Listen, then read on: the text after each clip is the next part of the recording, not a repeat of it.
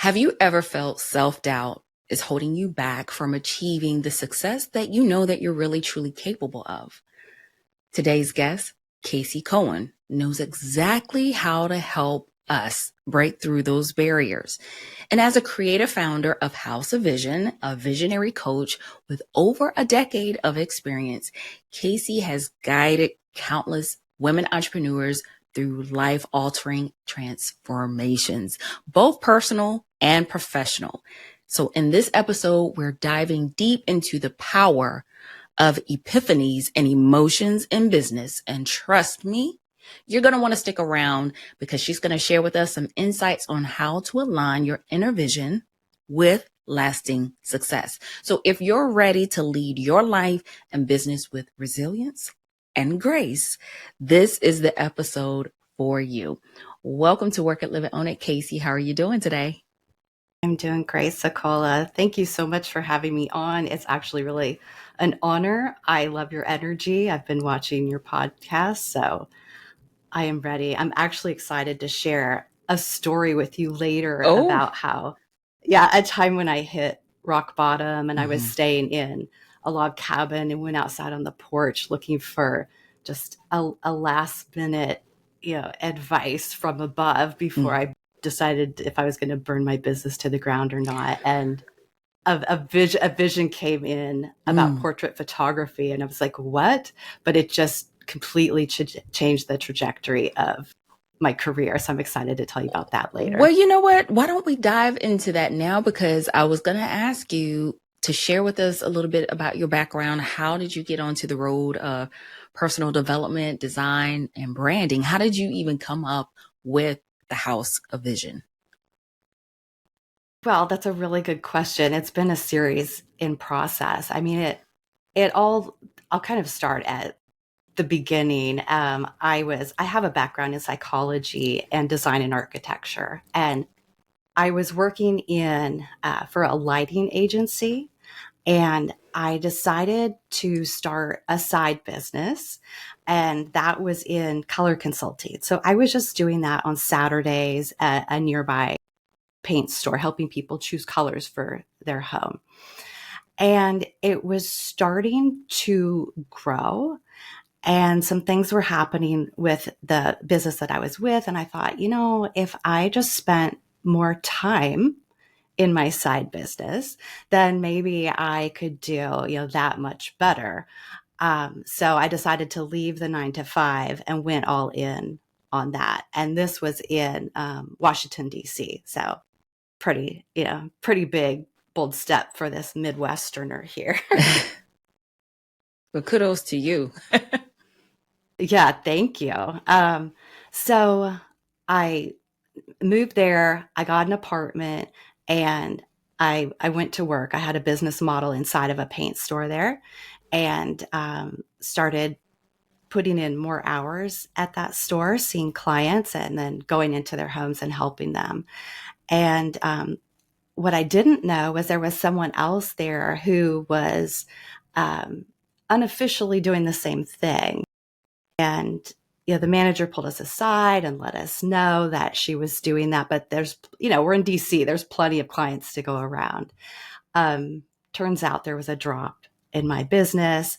So I decided I had to do something, because I just picked up and moved there. I wasn't just going to, quit or move somewhere else. So I went out to the suburbs and expanded my business out there.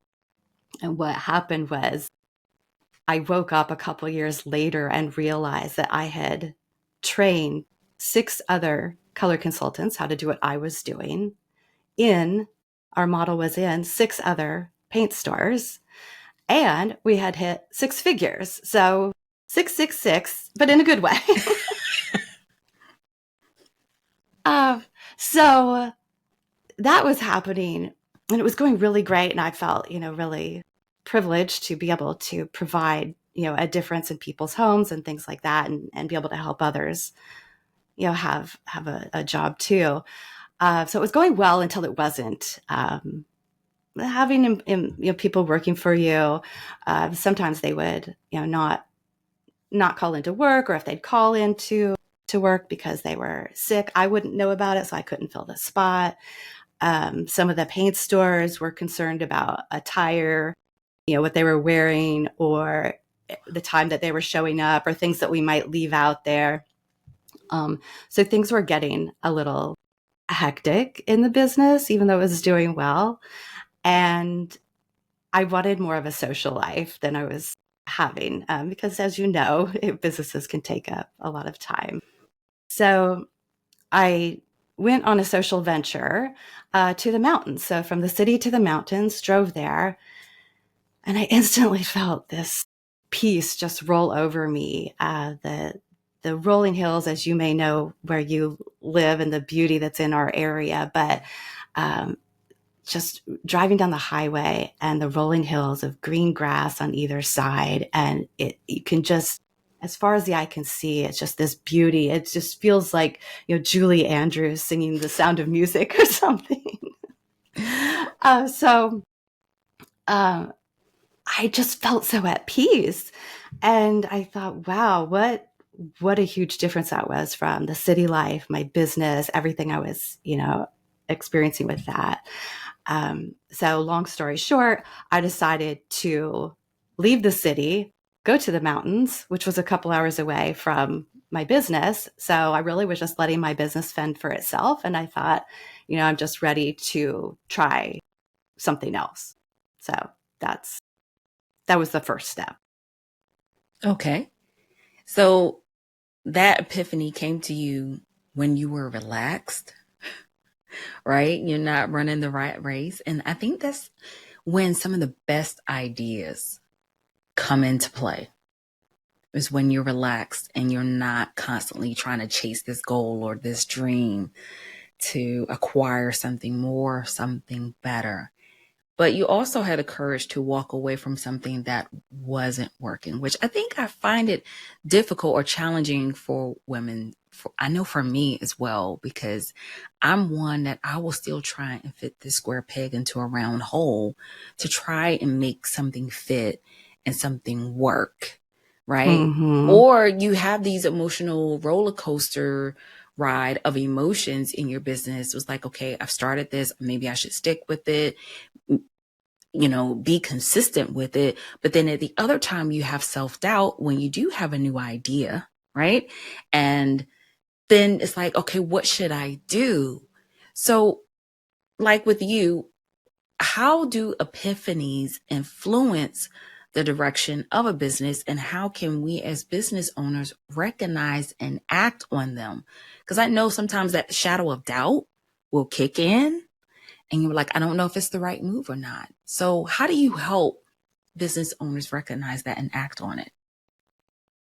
Yeah. So epiphanies are my thing. It's actually it's the first step that I take with my clients. My framework I call the ebb and flow method. So it's EBB. E is for epiphany, which is the first step. So what I found was that a lot of business owners they're highly intelligent, they're really good at their craft, and they work really hard. But sometimes they're just not getting to the place that they want to get to, either fast enough or at all. And what happens is they've got this block. They're kind of what I consider stuck in what I call a messy middle, which is between, what happens is they hire like business strategists to help them, mentors or marketing specialists or whoever. And no matter how good that marketing specialist is or that business strategist is, they start feeling doubts in their mind. It's not because of what they were given. It's because, oh my gosh, I'm going to have to be out there and facing people. And like, what are friends and family going to say? And they know me as this one person, but now I'm going to be this other. And it becomes really paralyzing to put themselves out there. I mean, even people who are doing well, sometimes there's just this next level and it's like, oh, let me just hide behind something so I don't have to show myself. So they keep scrambling in the middle, doing all this hard work to try to get things going. So think of business strategists on one end, and then think of maybe a therapist on the other end. So as business owners, we need someone to talk to, and we may hire a therapist to, just kind of go through those emotions and things. But what happens is when we do that, we have questions about our business, but the therapist isn't usually the person that we would talk to about business. That's just not their forte. So we're stuck not having anyone to talk to, when it's not with a therapist or it's not with a business strategist. So that's what I call the messy middle that we get stuck in. And that's where I realize that we need to start with unlocking these blocks so that no matter who they're meeting with or what they face, they can walk through them and be able to have the success that they want, whether it's in life or business. I love that, because I think that's when the coaching industry was getting its start, because a lot of people were like, well, what's the difference between a coach and a therapist? And I started out over a decade as a coach, certified coach's virtual assistant. And I had to learn, okay, what is the difference between a coach and a therapist? And a coach is really good about guiding you, helping you to think through certain things. And a therapist, I find, is someone who can help you with past things that may show up presently in your life. And a coach is someone who can help you from the present into the future to take you to that next level where you need to go. And like you said, a therapist is, you don't see many business therapists out there. I'm a therapist just for CEOs. There might be some out there, not a knock against that, but as business owners, we do have that struggle. And I want to thank you for bringing that to the forefront of knowing who to talk to. What is a safe space for us to go and talk to about these problems that we're facing in our business? And how do we know which move is the best move, and how to get all of our thoughts out into logical progression of something that may make sense, and knowing the difference. Okay, is this something that's going to help me leverage my business versus is this something that's just going to be a great hobby? So thank you. And that kind of delves into another question I want to ask you, is about the role.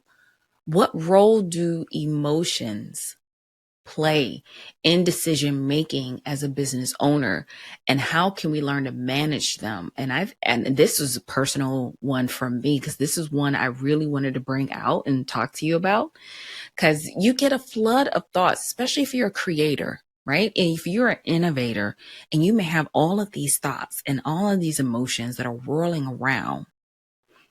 How do you help business owners manage emotions when it comes to making decisions? Yeah, that's a really good question. And I'm going to back up because I realize I don't think I answered your last question, which I can then segue into that That's one. fine. So the first step in all of this is, what I realize is that there's a block within us, a subconscious block, that we just can't see. And so the epiphany stage is really diving deep into what that might be. And what I do is a big series of whys, just keep digging deep on, why is this problem of, not being able to market yourself or not get clients? Why is that a problem? And diving really deep to try to find the bottom level belief, because it's not always just that, maybe you're not doing the right thing or you're not following a traditional method. It's that there's something deep. For example, if you were maybe even a business strategist and you have all these ideas, like you said, you're multifaceted, but you can't get any of them out. Every time you try to put something forth, you hear crickets. So you back away and then you try another thing.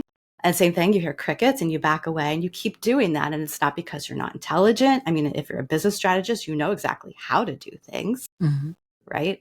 So you start to kind of get down on yourself, right, with the emotional side of things. Right. Big time. And, we go through this and we kick ourselves and we don't have the compassion really that we probably need. But by unlocking what is really there. So for example, in this scenario, we may uncover that it's because as a child, you had a sibling, say a brother who was highly intelligent, an older brother, and always received these accolades for the work that he did growing up. But you didn't receive those, even though you're really intelligent too. It's just that maybe the adults in your life were trying to fill that gap of, not as bright or not doing as well as your sibling. So you're left feeling like, well, it doesn't matter what I do. I'm trying my best, but my best isn't good enough. So it doesn't really matter what I do in life. I don't need to, keep pursuing this. So you fast forward to now where you tried this idea and you backed away, and you tried that one, heard crickets and backed away, and that process. And we start to, connect the dots that you've grown up this whole time thinking that you weren't enough. You had this narrative in your mind that no matter how hard you tried, you weren't going to receive the accolades. So why keep going? And that is not only within your business, it pours out into your life too. It might be in the relationship that you have with your partner. And maybe you just give up and you're not, standing up for yourself, or you just kind of let, your partner or your kids sort of create the rules and you're just standing back. So what happens with this epiphany when we uncover it and kind of point to these different things is that they realize, oh my gosh, this has been happening. And I am really intelligent. I have all these, engineering degrees or what have you. And wow, it is, the adults in my life, maybe they were trying to just encourage me, but I took it as I'm not good enough. I'm never going to be good enough. So when that happens, it's like taking this brick wall down, and suddenly, they can move forward. But it's not just with that one thing of, marketing their business. Taking that brick wall down suddenly resolves 100 other problems that they had behind them. And that sets forth in motion what I call this energy of euphoria, where they feel really excited and they feel really invincible, and their energy takes this high, which is where I come in with my next step. So their emotions have gone from, not feeling good about themselves to a place where they feel fantastic. I don't know, it's like taking, if you were covered in concrete and suddenly that concrete was removed, you just feel really light.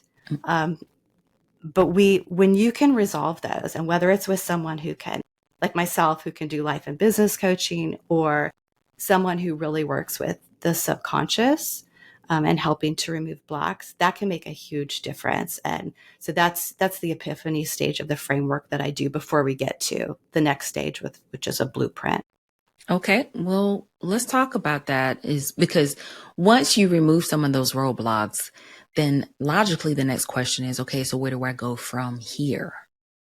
So what advice do you have for entrepreneurs who are struggling with that self-doubt and emotional roadblocks? How do you give them that blueprint to say, okay, this is how we're going to help overcome? Here are some practical steps on overcoming these. Right. So from there, we want to build a strong foundation so that there's going to be times in life that you fall. Life isn't always rainbows and daisies, right? So we want to build a strong foundation. So if you do fall, you're just falling, like one floor and not 10 where you crash. Right. So yeah, what we're going to do is start with your values. And it might sound really simple. I mean, we go through life and we evaluate those, but we're going to look at those and narrow them down to really tighten up what's important to you. And so it's a really good exercise to do. You can go online and find a list of values and just start to narrow them down until they get to like 5 or 7 that you can really remember, or carry them with you. But the key to really making sure that you follow those is that you say to yourself, I'm always going to speak my truth. Truth is important to me. Integrity is important to me. But you want to follow that up with no matter what. Because a lot of times we get into a situation where like, oh, there it is. I'm just going to kind of back away from it. But if you remind yourself that you're going to speak your truth no matter what, and you follow through with that, then you start to strengthen your values, yourself, your beliefs, and your thoughts start to follow through with that too. So that's a really good exercise that we use before we get into the blueprint. So with the blueprint stage, for me, what I do is take them from this energy of euphoria where they're in this really incredible state and they feel very free and light, is we start to, well, what happens is they start manifesting things. That's the key, the cue, and the funnest part of all of this is once you get rid of those blocks, it's almost like whatever you say starts to come to fruition. When I started working with my clients and this is all things that I just put together for my framework, things started falling into their lap that they were saying. I had some clients who were receiving tips in non-tipping jobs, who were able to get upgrade their car when they couldn't do that, get a house. They were booked out with clients for months at a time with wait lists.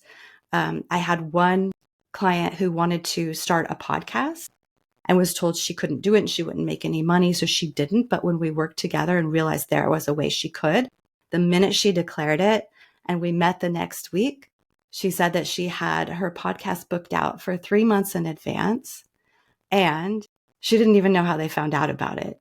And every time they come back to me, they would always start with, Casey, you're never going to believe this. And it was always just something really miraculous. So we'd feel really giddy and, we'd both be in this really high place. So from that place, we'd start to look at where they want to go. And this is something that, the listeners can do too. We would reverse engineer where they're trying to get to. There's always a great exercise to figure out, where you want to be. And there's just start working backwards, because when you start to do that, you realize that, wow, there's not that many steps between where I want to be and where I am right now. And so by the time you put your values into place, you're like anchoring yourself in. And then you start to see this blueprint with just maybe 10 steps. You're not that far away from where you want to be. It starts to put you in a place where you're following something and you're actually moving forward because you have a way to do it. And it keeps you from, going in reverse with those things.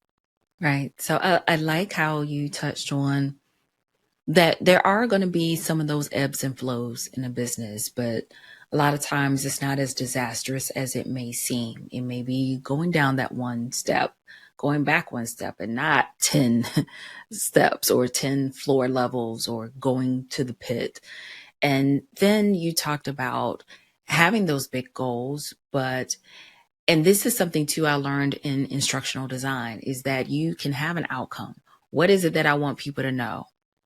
And then let's work backwards. What are those steps that you need to take in order to get there? And as much as we may try, and some of us are great logical thinkers, but I know for me, and I can speak personally for myself, and if you guys feel this way, the listeners out there, let me know. Send me a message at info@workitliveit on it, email. I would love to hear from you on this. Is that I know for me, I can't do it alone. I get flooded with my thoughts. I can't, as smart as I know that I am, I'm capable. But at the same time, you need someone that kind of help you flush those ideas out and be that sounding board for you. So I think that's where coaching and mentoring really truly come in to play here. So thank you for sharing that, because you can take them high and they feel great, but now it's like, okay, now I got to give you that blueprint. Now let's look at this one goal, let's work backwards, and let's take those steps to achieve those goals. And you also mentioned when you're on your calls, you're helping them not to keep living out of external validation, because a lot of things from our past, from our youth growing up, can manifest themselves in other ways as adults, and even in our business, where we feel like we're neglected. We feel like, okay, no one's giving me feedback, and we didn't receive that external validation that everybody thought, well, yay, great job. Those types of things, they really truly manifest in us as adults, in our personal, in our businesses. So Casey, I do want to ask you this though. How can we align our emotions with our business goals to help us attract the right clients? Because you mentioned when you get on the calls with your clients, you're like, Casey, you won't believe what happened. Okay, so how can we, as business owners, align our emotions with our business goals to help us attract the right clients? It's a great question. So I think a lot of this, not I think, I know a lot of what this deals with is our identity. And that's what we're building here. It's like you've always been this person, but now we're uncovering that. And within the blueprint work that I do, we go into Pinterest. So I'm a visionary coach. So while they're really excited about this, and so there's practical things and there's intuitive things, but we go into Pinterest and we create what I call buckets. So I ask them to pull photos, images from Pinterest that deal with their life, maybe different areas of their life or how they would like it to be, whether it's a home, finances, their mate, or spirituality, whatever resonates with them. We get a bucket going for life. And then we get a bucket going for their business. Where do they see themselves with their business? And if there's someone that's multifaceted, like I am, then they can choose, 5 different buckets if they want, and really be able to see that. Because what starts happening, like with one client, for example, she was pulling images for her business and she had totally forgotten that a huge part of who she is inside, but maybe didn't always have the chance to really approach it, was she liked like emergency response. She really liked helping people. And she had done some of that in her life. So she created a bucket for that, which brought a lot of her, deep heart and meaning into what she was doing, and really started to raise that as part of her identity now, where before, if it wasn't in front of her, she wasn't using it, but we were able to use that to her advantage. But we get a life bucket, we get a business bucket. And then here's the story that I was telling you about in the beginning. Mm-hmm. I developed a therapeutic photo shoot method. But the way that came about, this is what changed the whole trajectory of what I was doing. So is it okay if I Yes, go ahead. rewind and No, go ahead. let you know where that came from? Absolutely, I'm listening. So, okay. So when I had moved to the mountains, I decided I'm going to look for my passion and purpose. And I tried a lot of different things and tied in some of the color that I was doing. I was doing intuitive color readings. I tried branding excursions. I did just different kinds of creative readings, and they were getting amazing results that I was excited about, but it just wasn't for me. So I love business. I'm a 4th generation entrepreneur. It's something that I will take a risk with. I'm not going to bungee jump or jump out of a plane, but you give me a business idea and let's run with it. So with that, I started coaching business women, and that's where I got into the blocks. But something happened that my mom had passed away. suddenly. I mean, she was 80, so it's to be expected, but she had reached her dream place of where she wanted to live, but only had the opportunity to be there for 10 days before she passed away. Mm. And it was this beautiful place she had like longed for 10 years prior. Her best friend was there. She just so happened to get to live right next door to her. But she had had an embolism, we believe, and just passed away. So I was devastated. We were very close. And I was determined, to be grateful for that situation. But, after a while, it made me realize that, she spent her whole life getting to where she wanted to be with only 10 days to enjoy it. And I had also found out later that she wanted to be an interior designer, but decided to raise a family instead, which I'm so grateful for. But I felt like, if she had had someone like myself as a visionary coach to help her figure out how to navigate being an interior designer while raising a family or any of that, then maybe she would have lived her dreams. So it became really important to me to not let the music die in you, meaning that I wanted to be able to help other women start early and live the life that they want to live, have the business that they want to have, either before it's too late or before they don't have much time to enjoy it, or they never get there and they just remain content for the rest of their lives. So that became important to me. Here's where it all came down. So I have this coaching business, but it's not really going anywhere. I'm not, I only have a couple of clients. It's not where I wanted it to go. I knew I was really good at what I did, but it just, for some reason, I wasn't able to get it out there. So I was at this log home that I was staying at, and I was on the couch, and I just felt like, you know what? I feel like I'm this train on a rusted set of tracks, and I'm not going anywhere. And I don't want to end up like my mom did. So I'm like, I may have to go back to a 9-to-5 job. And I don't know that I want to do that. So let's make one last, ditch effort before we decide to burn this all down. So that's where I walked outside of this log home onto this porch. It was such a beautiful day. I remember it perfectly.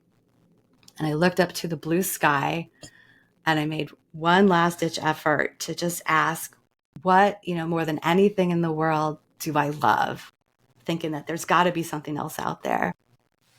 And this vision of portrait photography came into view. I mean, gold gilded frame. We're talking like a 1960s image of a brother and sister, I'm like, what does this have to do with anything? I'm not going to be a photographer. I mean, my dad was one as a hobby. We used to have a dark room in our basement. But I was like, what does this have to do with anything? I mean, I'm coaching, I'm helping people with blocks. Is there a way to relate these two? Like, why was this just handed to me? And I thought about, I have this way when I'm really at peace, like you said, when you're at peace, things just come to you, of reading people. It's like they can be talking to me and it's almost like I can just feel their thoughts. They're so strong. Well, I'd already been on Facebook for years and I was doing the same thing online. I could see people, like not dead people, not like I see dead people, but for those of you that are old enough to understand that reference,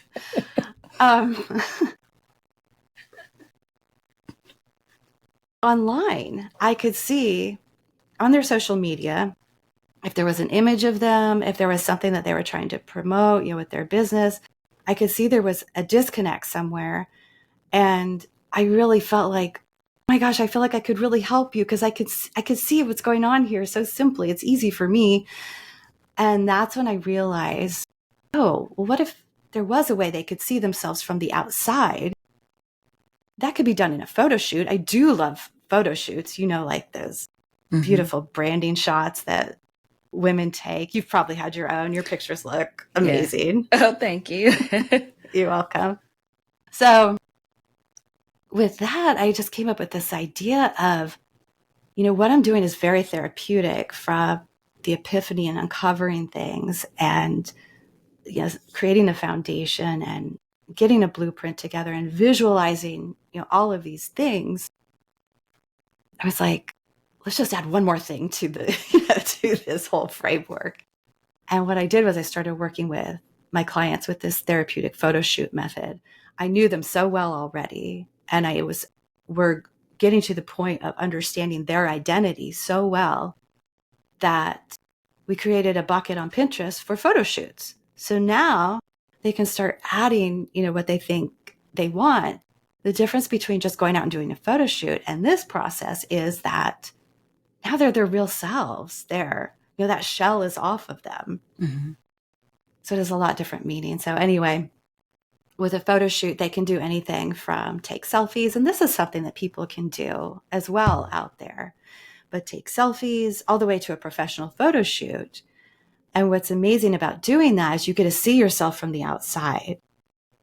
And I did this with my clients. And what happened was like someone was able to go out with her boyfriend and just take a photo shoot with the inspiration from the Pinterest bucket.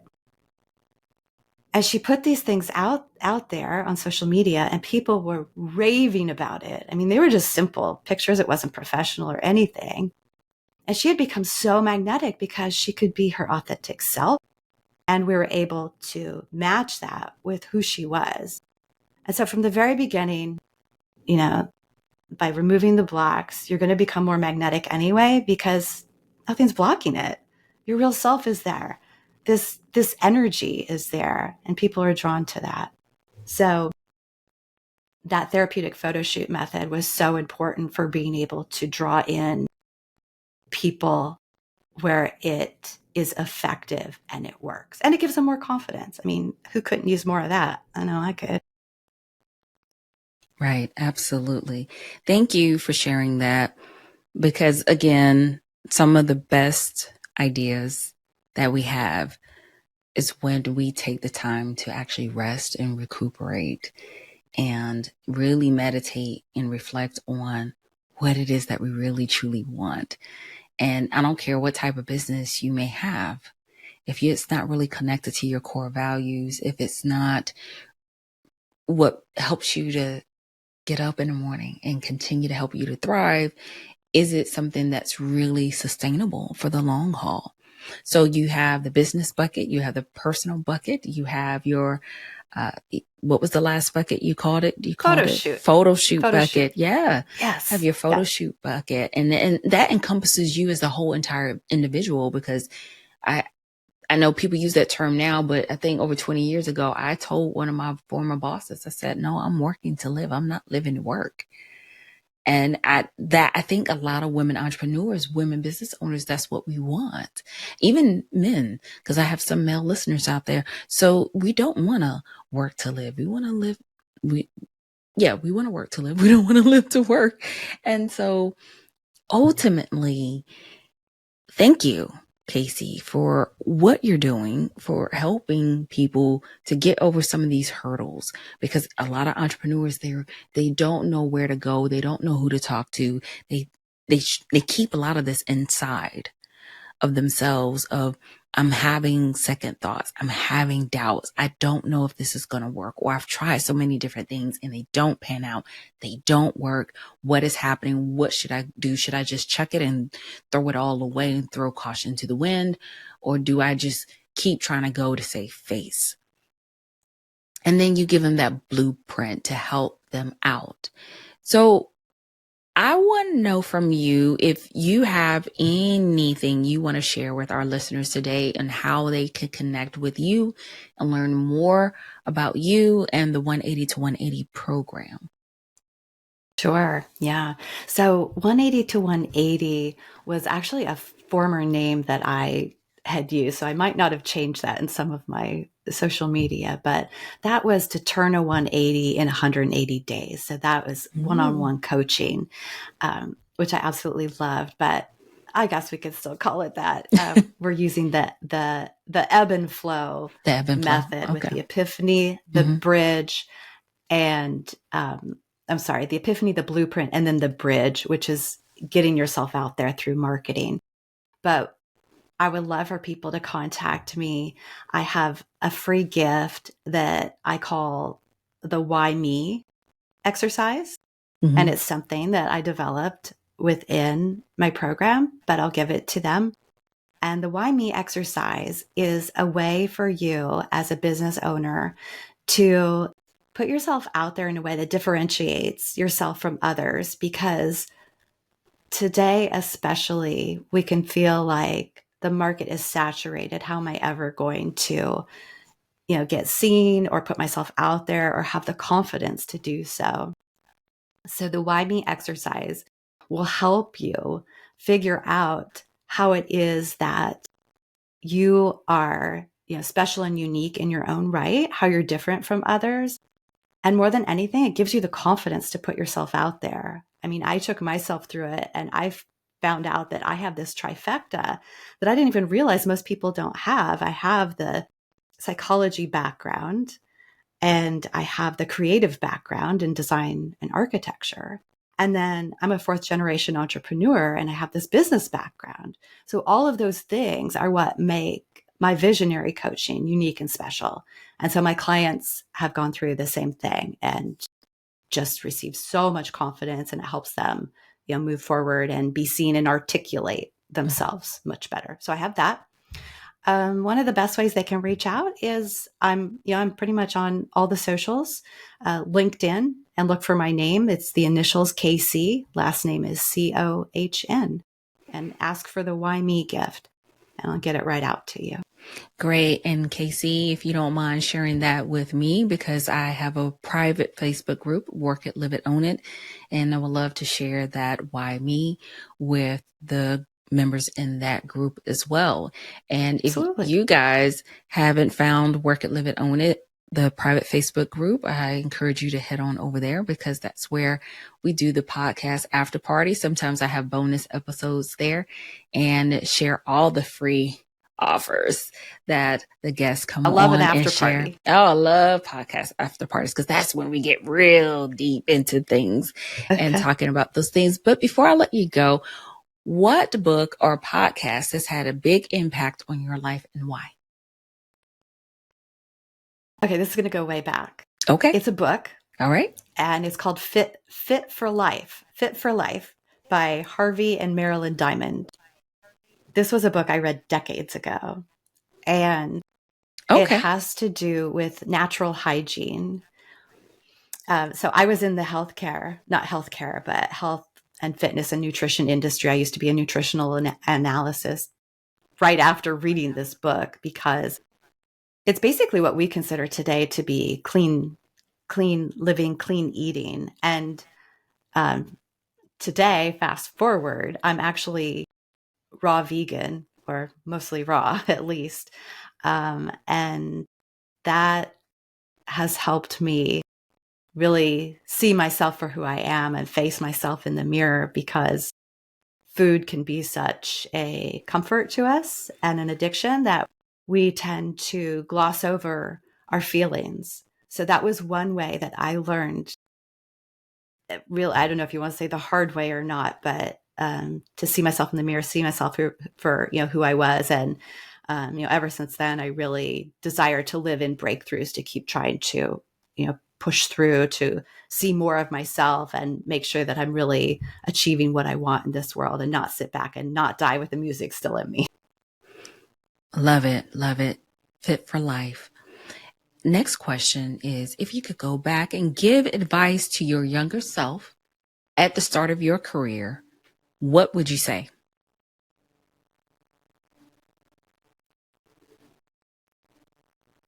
I would tell her to surround herself with people who believe in her. I had always had big aspirations, and I would go for them, and I would let them be known, and I would start them, like, let's say, real estate investing. And people would say to me, oh, that's a cute idea, Casey. Yeah, that's cute. Sure. Go for it. Not really receiving the support that I was looking for at all. Right. And even mentors then would say, oh, you're like a bull in a china shop, and just say these things that in my mind I was like, couldn't get past. And so I would stop and not move any further. Or I would get scared. It's like, oh my gosh, there's going to be so many things I have to do in order to achieve, real estate investing. I don't know that I want to do that. So I would back down. So I would say, surround yourself with people who believe in you. Do not listen to the ones who don't. And maybe take some of these lessons that I've handed out today. Find yourself a coach, find yourself a mentor. And if it's not the right one, continue. Don't give up. Just keep going, keep trying. Absolutely. Love it. Wow. Thank you so much. It's been an incredible conversation with you, Thank you. KC. And You're welcome. we've delved into the power of epiphanies to navigating emotions and things that we all face in business. KC has also shared many valuable insights on how we can start applying them right away. Get that Pinterest board out. You know how we love Pinterest, and we get inspiration from that. Create your personal, your business, your photo shoot buckets. And also remember, embracing those highs and those lows can really truly transform the way you approach business in your life. And if you're ready to make that 180-degree shift, make sure you connect with KC and check out her program for deeper guidance. And thank you so much for tuning in today. If this episode really resonated with you, be sure to share it with your friends, leave a review, and subscribe so you don't miss the next empowering conversation. And we've got one coming up for you pretty soon about how you can step into the limelight and some of the fears that we as business owners make when we're out there doing public speaking. So don't forget, I know you're going to have to stay tuned for that one. So don't forget, I will. guys, until next time, keep working it, living it, owning it in your everyday lives. Take care.